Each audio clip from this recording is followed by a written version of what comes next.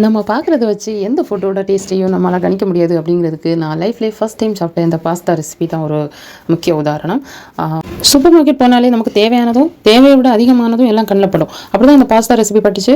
Pasta அந்த packet அது 30 ரூபாங்கிறனால சரி வாங்கி பார்ப்போமே, வீடியோலலாம் பார்த்துருக்கோம் எப்படி இருக்குன்னு அப்படின்னு சொல்லி யூடியூப் தேடி கண்டுபிடிச்சி எப்படி ஈஸியான மெத்தடில் பண்ணலான்னு அந்த மாதிரி ஒன்று ட்ரை பண்ணேன். பாஸ்தாவை எண்ணெய் போட்டு தண்ணியில் ஒரு 10 நிமிஷம் வேக வைக்கல, 5 நிமிஷம் தாண்டணுமே வெந்துருச்சு.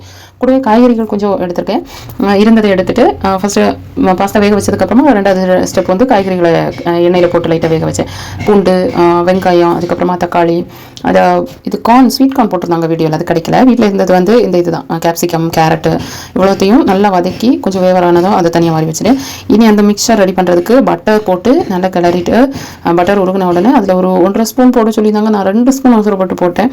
அது வந்து போடுறதுக்குள்ளே திக்காயிட்டு நல்லா. அதுக்கப்புறமா வதக்கி பாலும் ஒரு 1/4 லிட்டர் தண்ணியோட சேர்த்து 2 கப்பு தான் இருந்துச்சு. அந்த 2 கப்பு தான் விட்டேன். எனக்கு தெரிஞ்சு ஒரு 1/2 லிட்டர் மேலேயாவது விட்டுருக்கணும் போல்.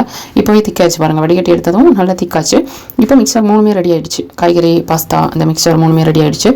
இப்போ அந்த பேனில் பட்டர் போட்டு அந்த வெஜிடபிள், அதுக்கப்புறமா பாஸ்தா, இந்த மிக்சர் ரெடி பண்ண மிக்சரை போட்டு அதுக்கப்புறமா ரெட் சில்லி ஃப்ளேக்ஸ் வந்து கடையில் நாங்கள் தேடினப்போ கிடைக்கல. சீஸும் கொஞ்சம் போட்டு ரெட் சில்லி ஃப்ளேக்ஸ் வந்து நானே சும்மா வீட்டில் க்ரஷ் பண்ணி போட்டுட்டேன்.